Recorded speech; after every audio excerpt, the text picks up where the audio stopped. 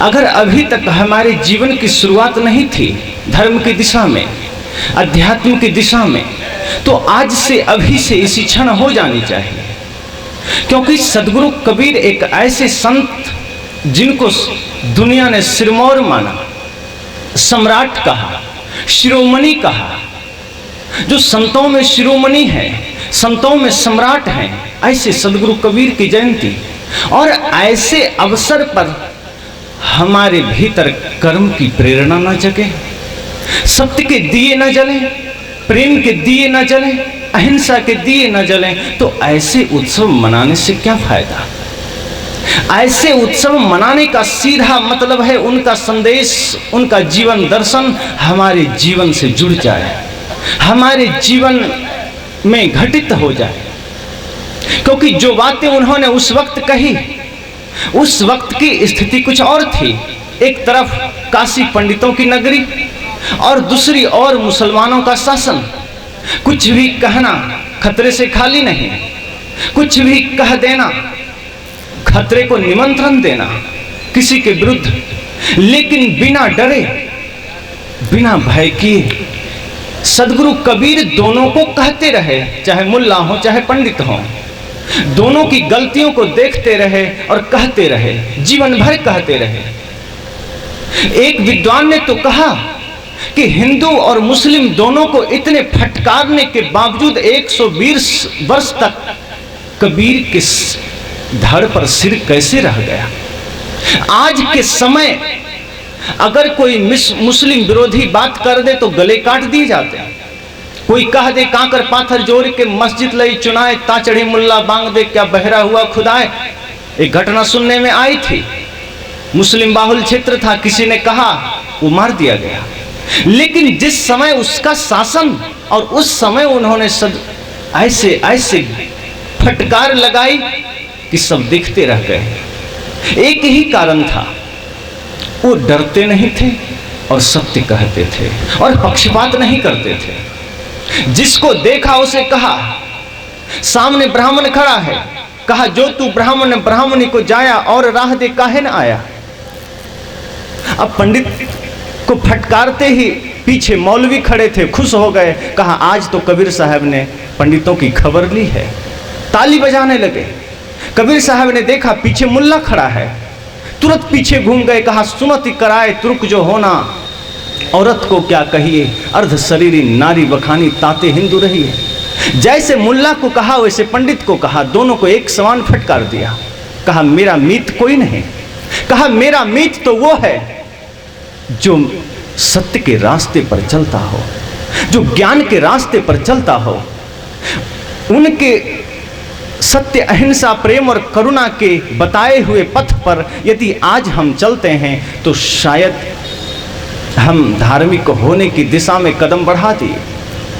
उनके ज्ञान इतने क्रांतिकारी, इतने साफ, अंधविश्वास रहित, परंपरावादी से रहित होते हुए भी हम उसको अपना नहीं पाते हैं। हम उन्हीं अंधविश्वास चमत्कार में पड़े रहते हैं। एक आदमी ने सवाल किया कि सदगुरु कबीर के विचार इतने ही क्रांतिकारी, इतने ही महान संत थे वो, तो उनकी संख्या, उनके अनुयायियों की संख्या, उनके फॉलोअर की संख्या कम क्यों है?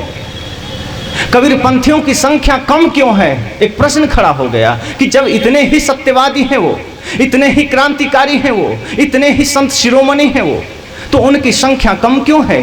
एक संत ने कहा, भीड़ भेड़ों की होती है, सिंह तो अकेला चलता है।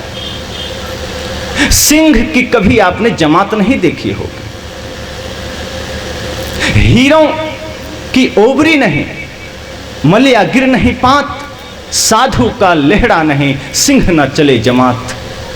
कहा हीरों का आप खान नहीं देखे होंगे, खान तो लोहों की होती है, और चंदन का जंगल आप नहीं देखे होंगे, वो तो कहीं कहीं।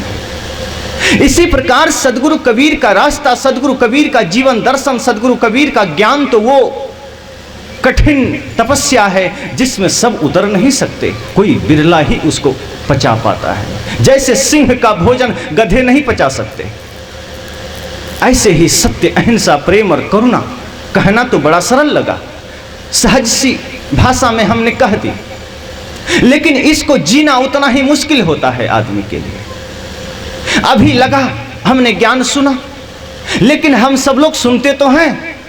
जैसे बारिश हो रही है, एक आदमी रेनकोट पहनता है और पहनकर चल दिया। अब रेनकोट पहनकर आदमी यात्रा किया, बारिश हो रही है, वो वापस घर लौटा, रेनकोट उतार दिया, बिल्कुल सूखा के सूखा, कोई भींगा ही नहीं, एक बूंद पानी नहीं पड़ा। ऐसे ही सत्संग में हम रेनकोट पहनकर बैठते हैं, संत अपने ज्ञान की अमृत वर्षा करते हैं, हम खूब सुनते हैं, पंडाल से बाहर होते हैं, रेनकोट उतार देते हैं, वो ज्ञान की बारिश वहीं हम जो सूखा के सूखा, कोई परिवर्तन नहीं। क्योंकि जिस अवस्था में घर से आए थे भाई से झगड़े करके, वही अवस्था में घर वापस लौटते हैं। जिस अवस्था में आए थे सास बहू के झगड़े करके, वही अवस्था में घर वापस लौटते हैं। जिस अवस्था में आए थे चाय पान गुटखा खाते हुए, वही अवस्था में घर वापस लौटते हैं। इसमें बदलाव नहीं होता। ये अलग बात है कि हम स्वयं को धार्मिक कहते हैं, ये अलग बात है कि हम स्वयं को पुजारी कहते हैं, आध्यात्मिक कहते हैं। सदगुरु कहते हैं आध्यात्मिक होने का प्रमाण, धार्मिक होने का प्रमाण ये नहीं कि बाहर से राम नाम की चादर ओढ़ ली जाए। धार्मिक होने का प्रमाण ये नहीं कि दो चार शब्द राम नाम के बोल लिए जाएं। धार्मिक होने का प्रमाण ये नहीं कि किसी पंडाल में जाकर 10 मिनट बैठ लिए जाएं। कहा धार्मिक होने का प्रमाण ये है कि हमारा कर्म, हमारा आचरण, हमारी वाणी सब में परिवर्तित हो जाए, कि कोई दो चार गलत शब्द भी कह दे तो हम मुस्कान से जवाब दे सकें, कि कोई गाली भी दे दे तो हम प्यार से जवाब दे सकें, कोई क्रोध में आग बबूला भी हो रहा हो तो हम शीतल बन जाएं।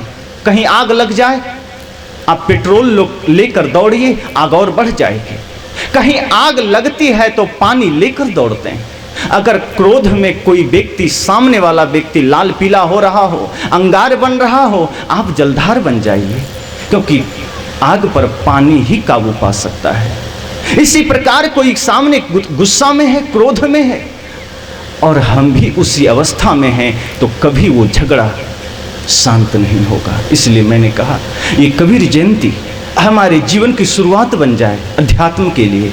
ये कबीर जयंती हमारे जीवन के लिए प्रेरणा बन जाए। आज से अगर कोई भी गलत कर्म है, संकल्प लीजिए इस ज्ञान अग्नि में, इस ज्ञान यज्ञ में स्वाहा कर देना है, उसको यही समर्पित कर देना है। यदि भाई के झगड़े होंगे उसको यही मिटा देना, सास बहू के झगड़े होंगे उसको यहीं डाल देना, और अगर चाय पान गुटखा की आदत होगी उसको भी इसी ज्ञान अग्नि में ध्वस्त कर देना और यहाँ से बदल कर जाना। तब ये कबीर जयंती का उत्सव सार्थक होगा।